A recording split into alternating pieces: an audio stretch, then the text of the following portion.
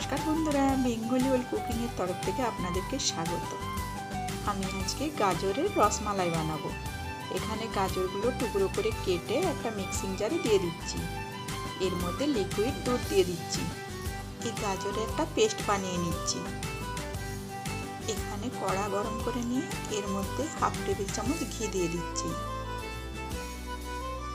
Paste বানিয়ে রাখা গাজরটা দিয়ে দিচ্ছি। এই গাজরের পেস্টটার থেকে 2 টেবিল চামচ রেখে দিচ্ছি। আঁচটা বাড়িয়ে দিয়ে গাজরটা ভালোভাবে ফুটতে দিচ্ছি। গাজরটা ভালোভাবে ফুটে গেছে। এইভাবে যখন ফুটবে তখন সুজি হাফ বাটি দিয়ে দিচ্ছি। সুজিটা ভাজা নয়, এমনি কাঁচা সুজি। ভালোভাবে নেড়ে চেড়ে সুজিটা মিশিয়ে দিচ্ছি।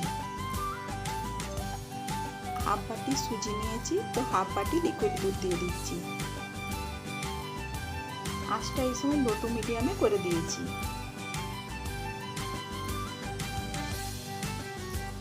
এর মধ্যে এবার 1 টেবিল চামচ চিনি দিয়ে দিচ্ছি। অল্প একটু লবণ দিয়ে দিচ্ছি। ভালোভাবে নেড়ে চেড়ে এবার একটা আঠালো ডোয়ের মতন করে নিচ্ছি। এইভাবে যখন কড়ার থেকে ছেড়ে আসবে তখন বুঝতে হবে হয়ে গেছে। এবার নামিয়ে নিচ্ছি। নামিয়ে হালকা ঠান্ডা করে ভালোভাবে মেখে নিচ্ছি। ভালোভাবে মেখে নিয়েছি। এবার অল্প করে হাতে নিয়ে গোল করে নিচ্ছি।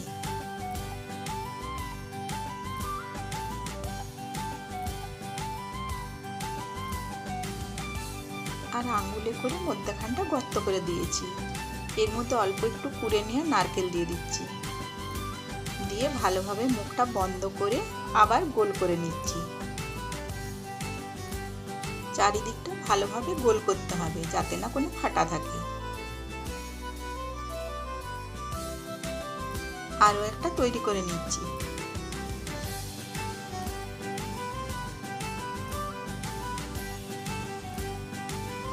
একই রকম ভাবে গোল করে মধ্যখানে একটু গর্ত করে দিচ্ছি।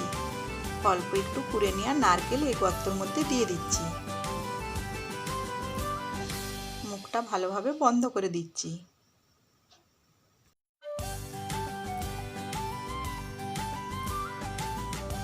এটাও করে নিয়েছি। এইভাবে সবগুলো তৈরি করে নিচ্ছি। সব লাড্ডুগুলো রেডি করে নিয়েছি।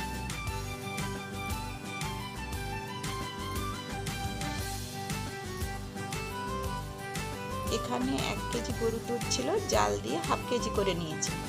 এর মধ্যে 2টো এলাচকে থেতো করে দিয়ে দিচ্ছি। আর 2 টেবিল চামচ গাজরের পেস্টটা দিয়ে দিচ্ছি। ভালো করে নেড়ে চেড়ে আরও ফুটতে দিচ্ছি।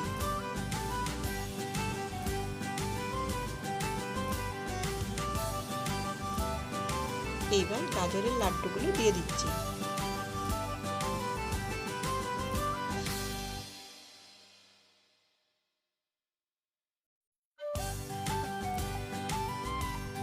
ভালো করে নেড়ে চেড়ে দিচ্ছি।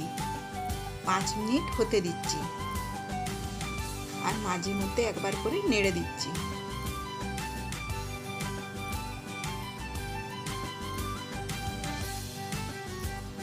এবার এই লাড্ডুগুলো সেদ্ধ হয়ে গেছে। 5 মিনিট পরে চিনি দিয়ে দিচ্ছি। 2 মিনিট এইভাবে নেড়ে চেড়ে হতে দিচ্ছি। এবার হয়ে গেছে, নামিয়ে নিচ্ছি।